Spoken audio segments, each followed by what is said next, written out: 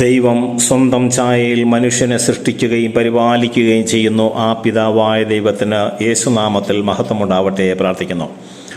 സഹോദരങ്ങളെ, നിങ്ങൾ ആദ്യമായിട്ടാണ് ഈ വീഡിയോ കാണുന്നതെങ്കിൽ ദയവ് ചെയ്തൊന്ന് സബ്സ്ക്രൈബ് ചെയ്യുക. സബ്സ്ക്രൈബിന് ആ ബട്ടൺ അമർത്തുക. അതിനുശേഷം ഓൾ ബട്ടണും കൂടി എനേബിൾ ചെയ്യുക. അപ്പോൾ ഞങ്ങൾ അപ്ലോഡ് ചെയ്യുന്ന വീഡിയോ നിങ്ങൾക്ക് നോട്ടിഫിക്കേഷനായിട്ട് ലഭിക്കും. അതുപോലെ ഒന്ന് ഷെയർ ചെയ്യുക, ലൈക്ക് ചെയ്യുക. അപ്പോഴാണ് നമ്മുടെ ഈ വീഡിയോ മുന്നോട്ട് പോകുന്നതും മറ്റുള്ളവരുടെ അടുക്കലേക്കും എത്തുന്നതും. മറ്റുള്ളവരുമായിട്ടൊക്കെ ഒന്ന് ഷെയർ ചെയ്യാൻ വാട്സാപ്പ് ഗ്രൂപ്പിലൊക്കെ ഒന്ന് ഷെയർ ചെയ്യുക. ഒരാത്മാവിനെങ്കിലും നമ്മുടെ എളിയ ശുശ്രൂഷയിലൂടെ രക്ഷിക്കാൻ സാധിക്കുമെങ്കിൽ ദൈവത്തിന് വലിയ പ്രീതികരമായ ഒരു കാര്യമായിരിക്കും. സോളെ പുറപ്പാട് 20-ാം അധ്യായം 12-ാം തിരുവചനത്തിൽ നമ്മൾ ഒരു വചനം കാണുന്നുണ്ട്. നമ്മൾ കാറ്റഗിസം ക്ലാസ്സിലൊക്കെ പഠിക്കുന്നുണ്ട്. സ്ഥിരമായി നമ്മൾ ദേവാലയങ്ങളിൽ കേൾക്കുന്ന ഒരു കാര്യമാണ്. മാതാപിതാക്കളെ ബഹുമാനിക്കുക. 4-ാമത്തെ കൽപ്പനയാണ് മാതാവിനെയും പിതാവിനെയും ബഹുമാനിക്കുക. ഈ കൽപ്പനയിൽ ഇപ്രകാരമാണ് രേഖപ്പെടുത്തിയിരിക്കുന്നത്. പുറപ്പാട് 20-ാം അധ്യായത്തിൻ്റെ 12-ാം തിരുവചനത്തിൽ, ഞാൻ നിനക്ക് അവകാശമായി തരുന്ന ദേശത്ത് ദീർഘകാലം വസിക്കേണ്ടതിന് മാതാവിനെയും പിതാവിനെയും ബഹുമാനിക്കുക. അപ്പോൾ ഈ മാതാവിനെയും പിതാവിനെയും ബഹുമാനിക്കുവാൻ ദൈവമായ കർത്താവ് കൽപ്പിച്ചത് മറ്റൊന്നിനും വേണ്ടിയല്ല, നമുക്ക് ദീർഘായുസ് ലഭിക്കുവാനും ദൈവമായ കർത്താവ് നമുക്ക് അനുവദിച്ചു തരുന്ന ദേശത്ത് ദീർഘകാലം ജീവിക്കേണ്ടതിന് മാതാവിനെയും പിതാവിനെയും ബഹുമാനിക്കുക. അതുതന്നെയാണ് പുതിയ നിയമത്തിൽ എഫേസ്യർക്ക് എഴുതിയ ലേഖനത്തിലൂടെ പൗലോസ് ഉദ്ബോധിപ്പിക്കുന്നത്. 6-ാം അധ്യായം 2-3 തിരുവചനങ്ങളിൽ വാഗ്ദാനത്തോടു കൂടിയ ആദ്യത്തെ കൽപ്പന ഇതത്രേ, മാതാവിനെയും പിതാവിനെയും ബഹുമാനിക്കുക. അതിനോടൊരു വാഗ്ദാനമുണ്ട്, നമുക്ക് ഭൂമിയിൽ ദീർഘായുസ് ലഭിക്കുമെന്ന്. ഇന്ന് അനേകർ ദീർഘായുസ് ലഭിക്കാതെ വണ്ടി ഇടിച്ച് ചാകുന്നു, പാമ്പ് കൊത്തിച്ചാകുന്നു, വിഷം കഴിച്ച് ചാകുന്നു, തൂങ്ങിച്ചാകുന്നു, ട്രെയിൻ മുട്ടിച്ചാകുന്നു. ഇങ്ങനെ വ്യത്യസ്തമായ അപകട മരണങ്ങളൊക്കെ നമുക്ക് കാണുവാൻ സാധിക്കും. നമ്മളൊക്കെ വലിയ സഹതാപം നമ്മുടെ ഉള്ളിലുണ്ടാവും. അപ്പനെയും അമ്മയും ഒക്കെ വിട്ട് ഭാര്യയുണ്ട്, മക്കളുണ്ട്, പക്ഷേ ആൾ വണ്ടി തട്ടിച്ചത്തു, വിഷം കുടിച്ച് മരിച്ചു എന്നൊക്കെ പറഞ്ഞ്, അല്ലെങ്കിൽ കഞ്ചാവടിച്ച് മദ്യത്തിനും മയക്കുമരുന്നിനും അടിമയായി നാട്ടുകാരുടെ തല്ലുകൊള്ളുന്നു, പോലീസുകാരുടെ തല്ലുകൊള്ളുന്നു, മറ്റു ചിലർ ഭ്രാന്താശുപത്രിയിൽ അഡ്മിറ്റാകുന്നു, ചിലർ മെഡിക്കൽ കോളേജുകളിൽ അഡ്മിറ്റാകുന്നു, കാലും കൈയുമൊക്കെ ഒടിയുന്നു, പിന്നെ ജീവിക്കാൻ പറ്റാത്ത ഒരവസ്ഥ. വചനം പഠിപ്പിക്കുകയാണ്, ഞാൻ നിനക്ക് അവകാശമായി തരുന്ന ദേശത്ത് ദീർഘകാലം വസിക്കേണ്ടതിന് മാതാവിനെയും പിതാവിനെയും ബഹുമാനിക്കുക. നമ്മുടെ ജീവിതത്തിൽ സംഭവിക്കുന്ന പ്രതികൂലങ്ങളുടെ പിന്നിൽ ചില യാഥാർത്ഥ്യങ്ങളുണ്ട്. ഈ യാഥാർത്ഥ്യങ്ങൾ പലരും മറന്നു പോവുകയാണ് ചെയ്യുന്നത്. പ്രഭാഷകന്റെ പുസ്തകത്തിലൂടെ നമ്മൾ കാണുകയാണ്. പ്രഭാഷകൻ 7:28 മാതാപിതാക്കൾ നമുക്ക് ജന്മം നൽകി, അതിന് നീ എന്ത് പ്രതിഫലം നൽകും? മാതാപിതാക്കളാണ് നമുക്ക് ജന്മം നൽകിയത്. ഈ ലോകത്തിലുള്ള സകല മനുഷ്യരും ജനിച്ചത് മാതാപിതാക്കളിലൂടെയാണ്. മാതാപിതാക്കളിലൂടെ ജനിച്ച നമ്മൾ അതിന് പ്രതിഫലമായി മാതാപിതാക്കൾക്ക് എന്ത് നൽകും? ഒന്നും നൽകുവാൻ സാധിക്കുകയില്ല. അതുകൊണ്ട് ദൈവമായ കർത്താവ് പറഞ്ഞു, നമുക്ക് ഭൂമിയിൽ ദീർഘകാലം ജീവിക്കേണ്ടതിന്, ദീർഘായുസ് കിട്ടേണ്ടതിന്, ക്യാൻസർ പിടിച്ച് മരിക്കാതിരിക്കാൻ, ആത്മഹത്യ ചെയ്യാതിരിക്കാൻ, കടം കയറി മുടിഞ്ഞ് സമൂഹത്തിൽ ഒറ്റപ്പെട്ട് അവഗണിക്കപ്പെട്ട് ആരുമില്ല എന്ന തോന്നലുകൾ വന്ന് ജീവിതം അവസാനിപ്പിക്കുന്ന ഒരുപാട് വ്യക്തികളുണ്ട്. അല്ലെങ്കിൽ ലോൺ എടുത്ത് തിരിച്ചടയ്ക്കാൻ പറ്റുന്നില്ല, ജോലിയില്ല, വരുമാനമില്ല, കുടുംബത്തിൽ കലഹങ്ങൾ, നിരാശകൾ, അസ്വസ്ഥതകൾ, കുടുംബത്തിൽ പൈശാചിക പീഡകൾ. മോചനം കിട്ടാതെ വരുമ്പോൾ ധ്യാനത്തിന് പോകും, അവിടെയും മോചനം കിട്ടാതെ വരുമ്പോൾ ചില വ്യക്തികൾ മന്ത്രവാദങ്ങളുടെ പുറകെ പോകും, അവിടെയും കിട്ടാതെ വരുമ്പോൾ പിന്നെ മോശപ്പെട്ട ജീവിതങ്ങളിലേക്ക് പോകുന്നുണ്ട്. പണമില്ലാതെ വരുമ്പോൾ പെൺവാണിഭവത്തിന് പോകുന്നവർ, മദ്യം മയക്കുമരുന്നിൻ്റെ അടിമകളാവുന്നവർ, മയക്കുമരുന്ന് കച്ചവടത്തിന് പോകുന്നവർ, പിന്നീട് പോലീസിൻ്റെ വലയിലും കെണിയിലും അകപ്പെട്ട് ജയിലിലേക്ക് പോകുന്നവർ, ഇങ്ങനെ വ്യത്യസ്തമായ ജീവിതത്തിൽ ദുഃഖങ്ങളും നിരാശകളും ഏന്തി നടക്കുന്ന ഒരുപാട് വ്യക്തികളെ കണ്ടിട്ടുണ്ട്. അവരുടെയൊക്കെ ജീവിതത്തിൻ്റെ പിന്നാമ്പുറം ഒന്ന് പരിശോധിച്ചാൽ നമുക്കറിയാൻ പറ്റും. അമ്മയെ തെറിവിളിക്കുക, അപ്പനെ തെറിവിളിക്കുക, മാതാപിതാക്കളെ ശപിക്കുക, മാതാപിതാക്കളെ അടിക്കുക, എന്തിനാണ് ഞങ്ങൾക്ക് ജന്മം നൽകിയത്, നീ ഞങ്ങൾക്ക് വേണ്ടി എന്തോ ഉണ്ടാക്കി വെച്ചിട്ടുണ്ട്, ഇങ്ങനെ മാതാപിതാക്കളുടെ മുഖത്ത് നോക്കി ശാപവാക്കുകൾ ഉച്ചരിക്കുന്ന, മോശപ്പെട്ട വാക്കുകൾ ഉച്ചരിക്കുന്ന, മാതാപിതാക്കൾ എനിക്കൊന്നും ഉണ്ടാക്കി തന്നിട്ടില്ല, ഒന്നും ഒന്നും അധ്വാനിച്ച് തന്നിട്ടില്ല.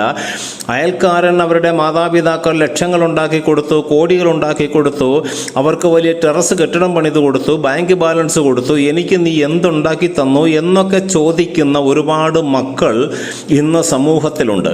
ഇപ്രകാരമുള്ള മക്കളാണ് പോകുമ്പോൾ ചിലപ്പോൾ വണ്ടി അപകടമുണ്ടാകുന്നു, പലവിധ അപകടങ്ങളിൽ പെടുന്നു, വഞ്ചനയിൽ പെടുന്നു, ചതിയിൽ പെടുന്നു, കെണിയിൽ പെടുന്നു, ഉള്ള സമ്പത്ത് പോലും മറ്റുള്ളവരാൽ അപഹരിച്ചു കൊണ്ടുപോകുന്നു. ഇങ്ങനെ വ്യത്യസ്തമായ ദുഃഖങ്ങളിലും നിരാശകളിലും അടിമപ്പെട്ടു പോകുന്ന അനേകം യുവതലമുറകളെ നമുക്ക് കാണുവാൻ സാധിക്കും. പിന്നീട് ഈ തലമുറകൾ വളർന്നു വരുമ്പോൾ എന്താ സംഭവിക്കുക? ജീവിക്കാൻ സാഹചര്യം വരുന്നില്ല, കുടുംബമായി ജീവിക്കാൻ മുന്നോട്ട് പോകാൻ ഒരു വഴി കാണുന്നില്ല, മാതാപിതാക്കളെ നോക്കാൻ പറ്റുന്നില്ല. മാതാപിതാക്കളിലേക്ക് നോക്കുമ്പോൾ അവരുടെ കയ്യിൽ ഒന്നുമില്ല, ആരോഗ്യമില്ല, സൗന്ദര്യമില്ല, പണമില്ല. പിന്നീട് ചെയ്യുന്ന കുറുക്ക് വഴി എന്ന് പറഞ്ഞാൽ മാതാപിതാക്കളെ കൊണ്ട് അനാഥാലയങ്ങളിലാക്കുക. മാതാപിതാക്കളെ കൊണ്ട് അനാഥാലയങ്ങളിലാക്കുന്ന എത്രയോ മക്കൾ ഇന്ന് ഭൂമിയിലുണ്ട്. സഹോദരങ്ങളെ, ഇതിൻ്റെയൊക്കെ പിന്നിൽ പിശാചിൻ്റെ വലിയ ഒരു കെണിയുണ്ട്. നിന്റെ അനുഗ്രഹം നശിപ്പിക്കുക, നിന്റെ ദീർഘായുസ് നഷ്ടപ്പെടുത്തുക, നിന്റെ ആയുസ് ചുരുക്കുക, നിന്നെ രോഗിയാക്കുക, നിന്നെ തകർക്കുക, കടക്കണിയിലാക്കുക, കുടുംബങ്ങളിൽ കലഹമാക്കുക, ഭാര്യ ഭർത്താവിനെ തല്ലുന്നു, ഭർത്താവ് ഭാര്യയെ തല്ലുന്നു, മക്കൾ മാതാപിതാക്കളെ തല്ലുന്നു, മാതാപിതാക്കൾ മക്കളെ തല്ലുന്നു. ഇങ്ങനെ കുടുംബത്തിൽ ഭിന്ന അഭിപ്രായങ്ങളും തെറ്റായ ആശയങ്ങളും ആശയക്കുഴപ്പത്തിലായി മുന്നോട്ടെങ്ങനെ പോകണമെന്നറിയാൻ പറ്റാത്ത അവസ്ഥ. ജോലിയുണ്ട്, പക്ഷേ കടക്കണി, ചിലപ്പോൾ ജോലി നഷ്ടപ്പെടുന്ന അവസ്ഥ, വരുമാന മാർഗം നഷ്ടപ്പെടുന്ന അവസ്ഥ. സകല ഇതിൻ്റെ എല്ലാം പിന്നിൽ പിശാചൊരുക്കി വയ്ക്കുന്ന ഒരു വലിയ കെണിയുണ്ട്. ഈ പിശാചൊരുക്കുന്ന കെണി എന്ന് പറയുമ്പോൾ, പിശാചിന് കെണിയൊരുക്കാൻ നമ്മൾ ദൈവകൽപ്പന ലംഘിക്കുന്നു. നമ്മൾ ദൈവകൽപ്പന ലംഘിക്കുമ്പോഴാണ് പിശാച് നമുക്കായി പല കെണികളും വ്യത്യസ്തമായ രീതിയിൽ കെണി ഒരുക്കി വയ്ക്കുന്നത്. ദൈവമായ കർത്താവ് പറയുകയാണ്, ഞാൻ നിനക്ക് അവകാശമായി തരുന്ന ദേശത്ത് ദീർഘകാലം വസിക്കേണ്ടതിന് നീ മാതാവിനെയും പിതാവിനെയും ബഹുമാനിക്കുക. സഹോദര, മാതാപിതാക്കൾ നമുക്ക് ഭൗതികമായി ഒന്നും നൽകിയിട്ടില്ല. ഒരുപക്ഷെ സമ്പത്തോ സ്ഥാനമാനങ്ങളോ ജോലിയോ വസ്തുവകളോ വീടോ ഏക്കറുകളോ ഒന്നും സമ്പാദിച്ചു തന്നിട്ടില്ല. പക്ഷേ ആ മാതാപിതാക്കളിലൂടെയാണ് നമ്മൾ ഈ ലോകം കണ്ടത്. നമ്മൾ ഇന്ന് ജീവിക്കുന്ന ഈ ലോകം കണ്ടത് മാതാപിതാക്കളിലൂടെയാണ്. ആദാം ഹവ്വാവിനെ സൃഷ്ടിച്ച ആദാം ഹവ്വായോട് ദൈവമായ കർത്താവ് പറയാണ്, നീ നിന്റെ നെറ്റിയിലെ വിയർപ്പ് കൊണ്ട് അധ്വാനിച്ച് ഭൂമിയിൽ ജീവിക്കുക.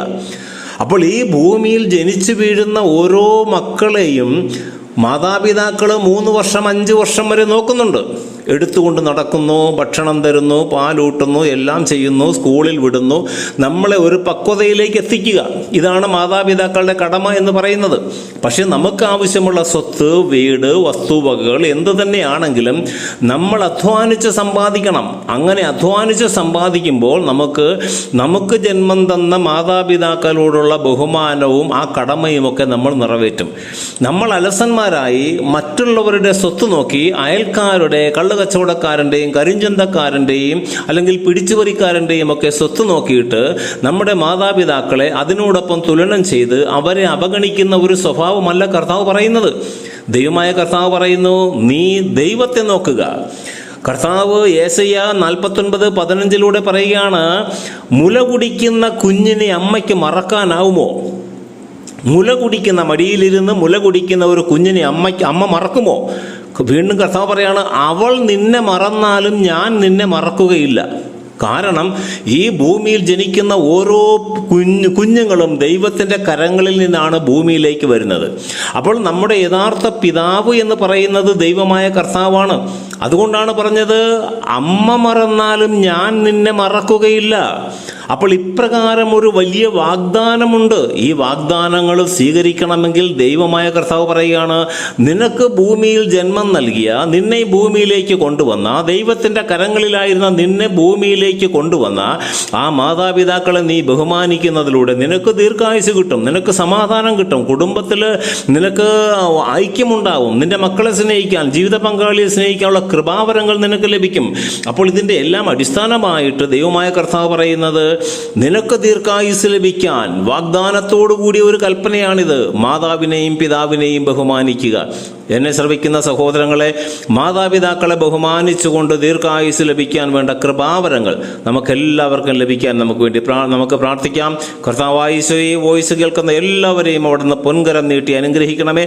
അങ്ങയുടെ വചനം അനുസരിച്ചുകൊണ്ട് ഭൂമിയിൽ ദീർഘായുസ് നേടി അങ്ങയുടെ രാജ്യത്തിൽ പ്രവേശിക്കാൻ വേണ്ട എല്ലാ കൃപാവരങ്ങളും നൽകി ഞങ്ങളെ അനുഗ്രഹിക്കണമേ പ്രാർത്ഥിക്കുന്നു. പിതാവിൻ്റെയും പുത്രൻ്റെയും പരിശുദ്ധാത്മാവിൻ്റെയും നാമത്തിൽ ആമേൻ.